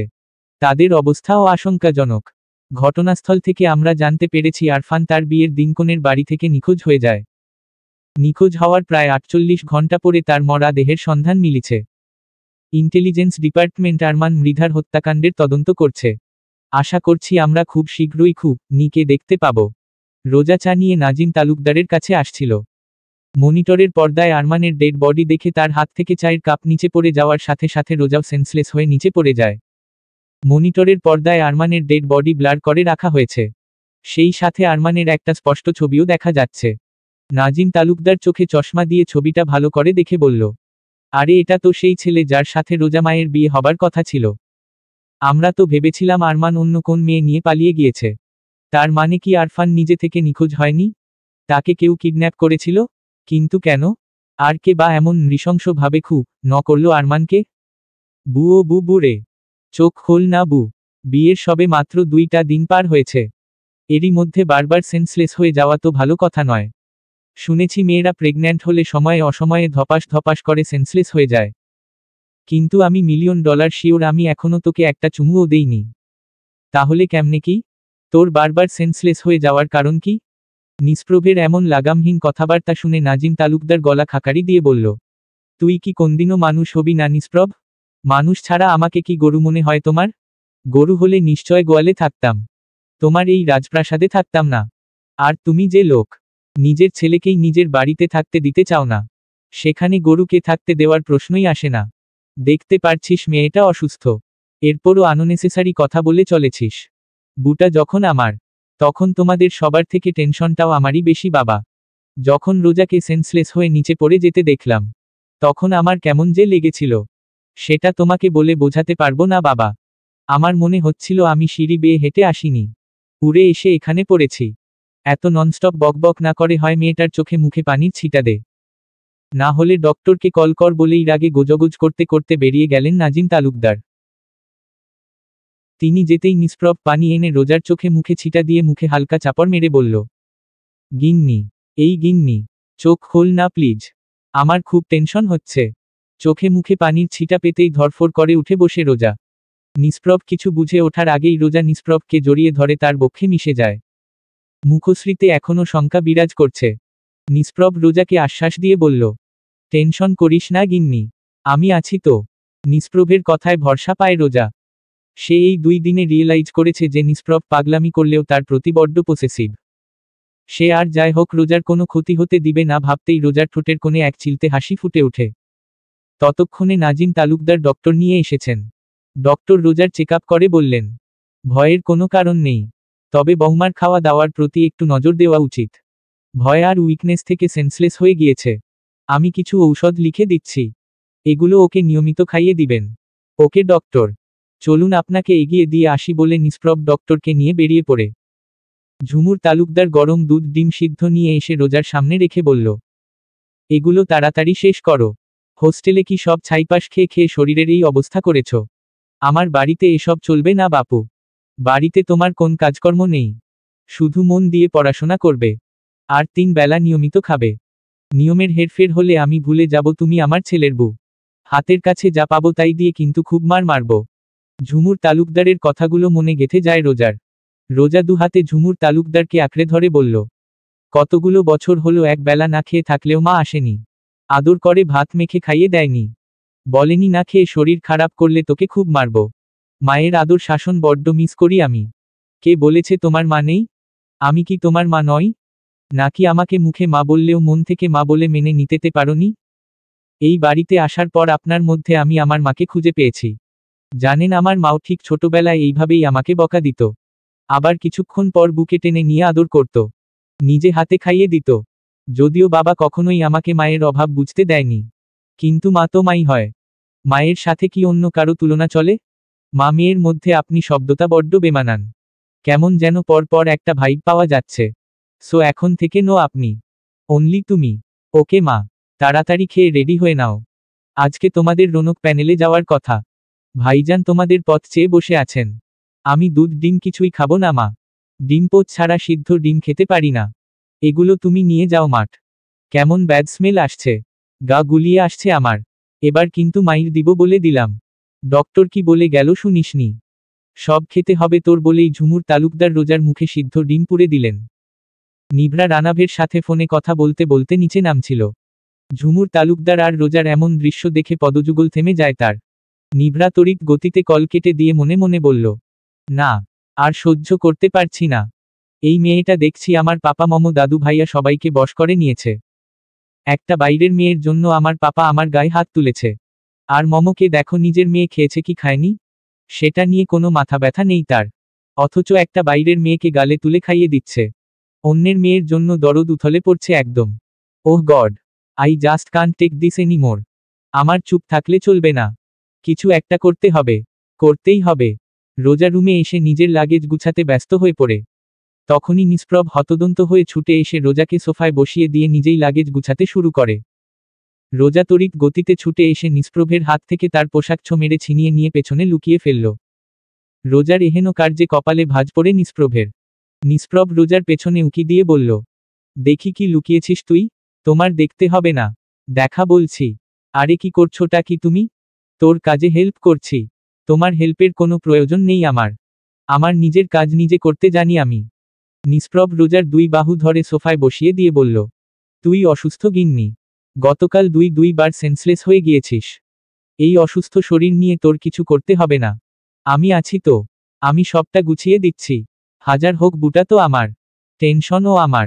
থাক হয়েছে। তোমাকে এত গিন্নি গিন্নি করে মুখে ফেনা তুলতে হবে না। তুমি যাও গিয়ে রেডি হয়ে নাও। জো হুকুম গিন্নি বলে নিষ্প্রভ টাওয়াল কাঁধে ঝুলিয়ে ওয়াশরুমে প্রবেশ করে। শুরু হয় তার সুরেলা কণ্ঠে গান।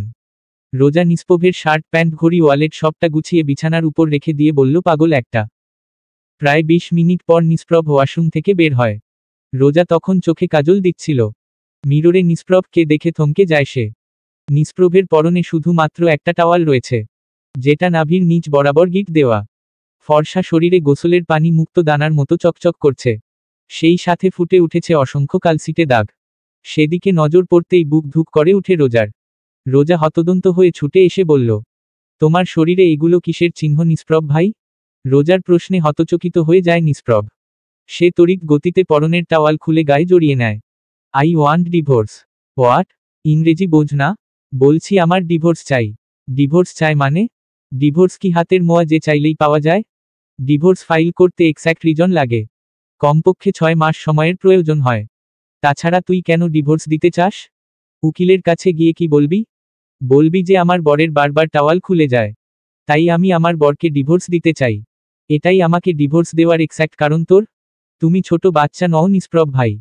তুমি খুব ভালো করেই জানো আমি ঠিক কি বলতে চাইছি। আমি তোমাকে লাস্ট বারের মতো তোমাকে ওয়ার্নিং দিচ্ছি। তোমার এমন পাগলামি যদি দিন দিন বাড়তেই থাকে, আলটিমেটলি আমি তোমার সাথে থাকতে পারবো না বলেই রোজার আগে গোজগোজ করতে করতে রুম থেকে বেরিয়ে যায়। কিন্তু সিঁড়ির কয়েকটা ধাপ অতিক্রম করতেই তেল জাতীয় কিছুর উপর পা পিছলে রোজা গড়াতে গড়াতে নিচে পড়ে যায়। ব্যথায় আর্তনাদ করে উঠে রোজা। ডাইনিং টেবিলে বসে সেই দৃশ্য দেখে পৈশাচিক আনন্দ অনুভব করে নিভ্রা। সে বাস্কেটের ভেতর থেকে একটা আপেল নিয়ে বাইট দিয়ে মনে মনে বলল, তোমার চোখের পানি আমার সুখের কারণ হবে জানি। নিষ্প্রভ সবে মাত্র শার্ট গায়ে জড়িয়েছে। এরই মধ্যে রোজার চিৎকার তার কর্ণকুহরে প্রবেশ করে। সে আর 1 মিনিটও কালবিলম্ব না করে ছুটে আসে। রোজাকে নিচে পড়ে থাকতে দেখে বুকে চিনচিনে ব্যথা অনুভব হয়। নিষ্প্রভ রোজাকে কোলে তুলে সোফায় এনে শুইয়ে দিয়ে বলল, খুব তো আমাকে জ্ঞান দিলি, তুমি বাচ্চা নও। হ্যান ত্যান। জ্ঞানী রানী আমাকে লম্বা চওড়া জ্ঞান দিয়ে নিজেই বাচ্চাদের মতো কাজ করলি? দেখে চলতে পারিস না? চোখ কি ঘিলুতে নিয়ে হাঁটিস? ঝুমুর তালুকদার আইসব্যাগ নিয়ে এসে নিষ্প্রভের হাতে দিয়ে বলল, এ বাড়িতে আসার পর থেকে মেয়েটার একটার পর একটা বিপদ লেগেই রয়েছে। দেখছিস মেয়েটার ব্যথায় চোখে পানি জমেছে, আর তুই মেয়েটাকে মেন্টালি প্রেশার দিচ্ছিস। যত দোষ নিষ্প্রভ ঘোষ। এমন বিহেভ করছো যেন আমি তোমার বৌমাকে সিঁড়ি থেকে ধাক্কা দিয়ে নিচে ফেলে দিয়েছি। একে তো কোমরে ব্যথা, তারপর আবার মা ছেলের ঝগড়া দেখে রোজা এক রাশ বিরক্তি নিয়ে বলল, আহ, চুপ করবে তোমরা? আমার কিছু হয়নি, আমি ঠিক আছি মা। কিন্তু তুই পড়ে গেলি কিভাবে? আমি তোমার কাছেই যাচ্ছিলাম, হুট করে মনে হলো তেল জাতীয় কিছুর উপর পা পিছলে গেল, আর আমি নিচে পড়ে গেলাম। ঝুমুর তালুকদার একটু অবাক হয়ে বললেন, তেল? সিঁড়িতে তেল ফেলে রাখবে কে? দাঁড়া আমি দেখছি বলে ঝুমুর তালুকদার এগিয়ে এসে পরখ করে দেখলেই সত্যিই সিঁড়ির উপর তেল ফেলে রাখা হয়েছে। তিনি একবার ডাইনিং টেবিলে বসে থাকা নিভ্রার দিকে তাকিয়ে বললেন। নিভ্রার দৃষ্টি বেশ সন্দেহজনক লাগছে। রোজার এই অবস্থা দেখে যেন নিভ্রার চোখ মুখ খুশিতে চকচকে হয়ে উঠেছে। তার মানে কি নিভ্রা ইচ্ছে করে রোজাকে বিপদে ফেলার জন্য সিঁড়িতে তেল ফেলে রেখেছে? আজকে ওই বাড়িতে যাওয়া হচ্ছে না গিন্নি। এখন আমার সাথে হসপিটালে যাবি। তোর শরীর ঠিক নেই, ডক্টর দেখিয়ে চেক আপ করাতে হবে। আমি রৌনক আঙ্কেলকে কল বলে দিচ্ছি আমরা আসতে পারছি না। আরে বাবা বলছি তো আমার কিছু হয়নি। একটা ব্যথার ওষুধ খেলে আর অয়েন্টমেন্ট লাগিয়ে দিলে ঠিক হয়ে যাবে। বাবাকে এই বিষয়ে বলার কোনো দরকার নেই। বাবা শুধু শুধু টেনশন করবে। রোজা হসপিটালে যেতে নারাজ দেখে ঝুমুর তালুকদার বললেন, রোজা যখন হসপিটালে যেতে চাইছে না, তখন আর ওকে জোর করিস না। বাবার বাড়ি যাওয়ার আনন্দের কাছে এই সামান্য ব্যথা কিছুই না। ভাইজানকে দেখলেই দেখবি রোজা একদম সুস্থ হয়ে যাবে। তুমি একদম ঠিক বলেছ মা বলে রোজা উঠতে গেলেই ব্যথায় আর্তনাদ করে উঠে। নিষ্প্রভ কোনো কিছু না ভেবেই রোজাকে কোলে তুলে নেয়। রোজার তো লজ্জায় মরি মরি অবস্থা। ঝুমুর তালুকদারের চোখের দিকে তাকাতে পারছে না সে। রোজা মনে মনে নিষ্প্রভকে শখানেক গালি দিয়ে নিষ্প্রভের বুকে মুখ রোজাকে বিছানায় বসিয়ে সত্ত্ব ঔষধ খাইয়ে দিয়ে বলল, তুই একটু রেস্ট নে। আমি অয়েন্টমেন্ট নিয়ে আসছি। রোজা বাধ্য মেয়ের মতো শুয়ে পড়ল। মিনিট কয়েক অতিবাহিত হবার পর নিষ্প্রভ এসে রোজার কোমরের উপরিভাগ থেকে শাড়ি সরিয়ে দিতেই রোজার চোখ জ্বলে উঠে। রোজা এক লাথি মেরে নিষ্প্রভকে খাট থেকে নিচে ফেলে দেয়। যার জন্য করলাম চুরি, তার কাছেই চোর হয়ে গেলাম। আমার লাইফে কোনো লাভ লস নেই ভাই, আমার জীবনটাই লস। সরি নিষ্প্রভ ভাই, এক্সট্রিমলি সরি ফর দ্যাট। বাপরে, পা তো নয় যেন লোহার রড। তুই কিভাবে পারলি আমাকে এত জোরে লাথি মেরে খাট থেকে ফেলে দিতে? তোর কি একটুও বুক কাঁপেনি? বরকে এভাবে মারতে পারলি? আমার তো সয়াবিন তেল খেয়ে মরে যাওয়া উচিত। নিষ্প্রভের ব্যথাতুর মুখশ্রী দেখে রোজার ভেতরে খারাপ লাগা কাজ করে। নিষ্প্রভ লাথি খেয়ে ফ্লোরে যেভাবে পড়েছিল, এখনও সেভাবেই পড়ে রয়েছে। রোজা তড়িৎ গতিতে খাট থেকে নেমে নিষ্প্রভকে ফ্লোর থেকে তুলে বিছানায় বসিয়ে দিয়ে বলল, আমি সত্যিই বুঝতে পারিনি নিষ্প্রভ ভাই, তোমার কি খুব লেগেছে? নিষ্প্রভের ততটা ব্যথা লাগেনি, তবুও সে মুখে ব্যথাতুর ছাপ ফুটিয়ে বলল, যেভাবে মেরেছিস মনে হচ্ছে কোমরের হাড়গোড় ভেঙে গুঁড়ো গুঁড়ো হয়ে গিয়েছে। আহারে, খুব লাগছে তাই না? সবটা হয়েছে আমার জন্য। আমি এই বাড়িতে আসার পর থেকে একটার পর একটা ঝামেলা লেগেই আছে। এজন্যই আমি বলেছিলাম আমাদের ডিভোর্স। বাকিটা বলতে পারে না রোজা। তার আগেই নিষ্প্রভ বলে উঠল, তাড়াতাড়ি রেডি হয়ে নে। রৌনক আঙ্কেল অনেকবার কল করেছেন। বলছিলাম তুমি কোমরে চোট পেয়েছ, এমতাবস্থায় ড্রাইভ করতে কষ্ট হবে তোমার। তার চেয়ে বরং আমরা যাওয়াটা ক্যান্সেল করে দেই। আমি পুরুষ মানুষ, আমার বাবার ভাষ্যমতে আমার গন্ডারের চামড়া। সামান্য আঘাত কটূক্তিতে আমার কিছুই হয় না গিন্নি। তুই চটজলদি বের হ, আমি গাড়িতে ওয়েট করছি। ঠিক আছে, তুমি যাও। ব্যাস, আমি 2 মিনিটে আসছি। নিষ্প্রভ গাড়ির চাবি ঘোরাতে ঘোরাতে নিচে এসে দেখে নাজিম তালুকদার এক হাট বাজার করে নিয়ে এসেছেন। বড় বড় মাছ, গোশত, মুরগি থেকে শুরু করে যাবতীয় সবকিছু। নিষ্প্রভ সবকিছু একবার পরখ করে নিয়ে বলল, এসবের কি দরকার ছিল বাবা? শুধু টাকা নষ্ট করা। নাজিম তালুকদার ফোড়ন কেটে বললেন, প্রথমবার শ্বশুর বাড়িতে যাচ্ছ, খালি হাতে গেলে লোকে কি বলবে? তোমার মানসম্মান না থাকলেও সমাজে আমার যথেষ্ট নামডাক রয়েছে। তোমার মুরদে তো কুলাবে না 2 পয়সা রোজগার করার। তাই আমার মানসম্মানের কথা চিন্তা করে আমাকেই বেয়াই বাড়ি উপঢৌকন পাঠাতে হচ্ছে। নিষ্প্রভ নিঃশব্দে নামিজ তালুকদারের পাশ কাটিয়ে চলে আসে। ততক্ষণে রোজাও রেডি হয়ে গিয়েছে। সে সকলের থেকে বিদায় নিয়ে গাড়িতে এসে দেখে নিষ্প্রভ ফোনে কারো সাথে কথা বলছে। অনেক চিন্তিত লাগছে তাকে, মুখ কেমন যেন ফ্যাকাশে বর্ণ ধারণ করেছে। রোজার উপস্থিতি টের পেয়ে নিষ্প্রভ তড়িৎ গতিতে ফোন পকেটে রেখে গাড়ি স্টার্ট দেয়। গাড়ি চলছে আপন গতিতে। প্রকৃতির শীতল বাতাস এসে রোজার চোখে মুখে বাড়ি খাচ্ছে। মাঝে মধ্যে বাতাস এসে রোজার চুলগুলো এলোমেলো করে দিচ্ছ। রোজা বেশ এনজয় করছে জার্নিটা। কিন্তু পরক্ষণেই নিষ্প্রভের মন খারাপ দেখে নিজের ভালো লাগাটা যেন ফানুস হয়ে উড়ে যায়। রোজা সন্তর্পণে একটা হাত নিষ্প্রভের হাতের উপর রেখে বলল, তুমি এখনো আমার উপর রেগে আছো নিষ্প্রভ ভাই? আরে বাবা, আমি তো সরি বলেছি। তুমি যদি চাও আমি কান ধরব। তবুও তুমি প্লিজ গোমরা মুখ করে থেকো না। তোমাকে গোমরামুখও দেখতে একটুও ভালো লাগে না। নিষ্প্রভ রোজার চোখে চোখ রেখে মনে মনে বলল, এতই যখন খেয়াল করিস, তাহলে থেকে যেতেই পারিস আজীবন আমার হাসিমুখ দেখার জন্য। ঘণ্টা খানেক পর গাড়ি এসে মীর প্যানেলের সামনে থামে। রোজা গাড়ির ভেতর থেকেই লক্ষ্য করে মীর রৌনক হোসেন আলেয়া বেগম তাদের জন্য অপেক্ষা করছেন।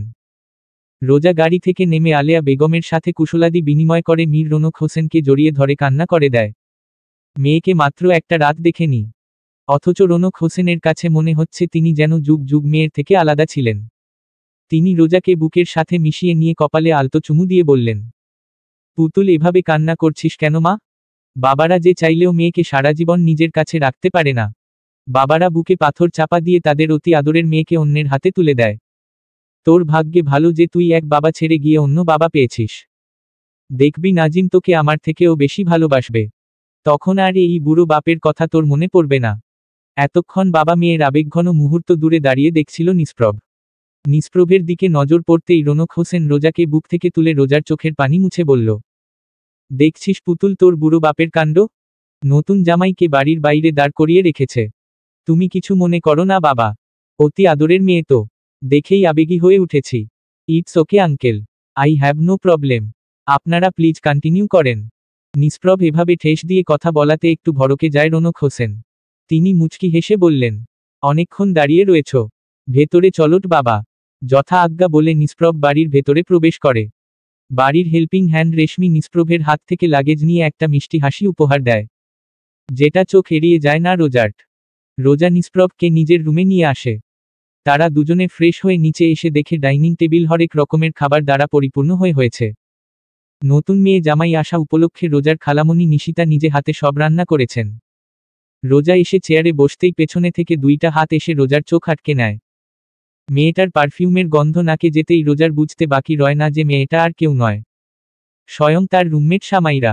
রোজা চোখ বন্ধ থাকা অবস্থায় বলল, তোর সাথে কোন কথা নেই আমার? গতকাল রিসেপশনে আসিসনি তুই? এটা আমি ভুলে যাইনি। সামাইরা রোজা চোখ ছেড়ে দিয়ে রোজাকে পেছনে থেকে জড়িয়ে ধরে বলল, সরি, আমার ভুল হয়েছে ম্যাডাম, আমাকে ক্ষমা করে দিন। ক্ষমা করতে পারি, তবে এক শর্তে, আমি যে কয়দিন ভার্সিটি যাইনি সে কয়দিনের সব নোটস কালেক্ট করে দিবি আমাকে। জো হুকুম মহারানী। এখন চল তো, আমাদের সাথে বসে খাবি। আমার পেট একদম লোড হয়ে আছে, আমি কিছুই খেতে পারবো না। আমি বরং তোদেরকে খাবার সার্ভ করে দিব। জিজুর আদর অ্যাপনের বিন্দুমাত্র ত্রুটি রাখব না। ওকে চল। রোজা নিষ্প্রভ দুজনে পাশাপাশি চেয়ারে বসেছে। সামাইরা খাবার সার্ভ করে দিচ্ছে। এরই মধ্যে রোজার ফোন বেজে ওঠে। রোজা ফোন নিয়ে উপরে চলে যায়। সামাইরা নিষ্প্রভের প্লেটে মাছ মাংস ডিম তুলে দিয়ে বলল, জিজু সব খাবার খেয়ে শেষ করতে হবে কিন্তু, না হলে কিন্তু আপনার একমাত্র শালিকা কষ্ট পাবে। নিষ্প্রভ বিনিময়ে মুচকি হাসি উপহার দিয়ে প্লেট থেকে এক লোকমা খাবার তুলে মুখে দিতেই তার চোখ মুখের ভাবমূর্তি পরিবর্তন হয়ে গেল। এদিকে সামাইরা নিষ্প্রভের প্লেটে এটা ওটা দিয়েই যাচ্ছে। নিষ্প্রভ সৌজন্যতা বজায় রেখে কিছু বলতেও পারছে না। রোজা গাড়ি থেকে তাকে বারবার বলে দিয়েছে এই বাড়িতে এসে সে যেন কোন প্রকার সিন ক্রিয়েট না করে। নিষ্প্রভের চোখ মুখ রক্তিম বর্ণ ধারণ করেছে, কান দিয়ে যেন ধোঁয়া বের হচ্ছে। নিষ্প্রভের এই অবস্থা দেখে রোজা হতভম্ব হয়ে যায়। সে তড়িৎ গতিতে নিষ্প্রভের থেকে খাবারের প্লেট ছিনিয়ে নিয়ে সামাইরাকে বলল, এটা তুই কি করেছিস সামাইরা? নিষ্প্রভ ভাই একদমই ঝাল খেতে পারে না। খালামণি নিষ্প্রভ ভাইয়ের জন্য আলাদা খাবার রান্না করেছে, তুই সেগুলো রেখে ঝাল খাবার দিয়েছিস নিষ্প্রভ ভাইকে।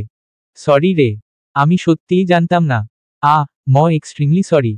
আমার জন্য জিজু কষ্ট পাচ্ছে। তুই উপরে যা, গিয়ে দেখ জিজু কি করছে। রোজা উপরে এসে দেখে নিষ্প্রভের চোখে জল, ঠোঁট দুটো রক্তজবার ন্যায় লাল হয়ে উঠেছে। রোজা কি করবে বুঝতে না পেরে নিষ্প্রভের ওষ্ঠে নিজের ওষ্ঠ মিলিয়ে দেয়। চুষে নেয় নিষ্প্রভের ওষ্ঠের ঝাল। চলবে ইনশাআল্লাহ।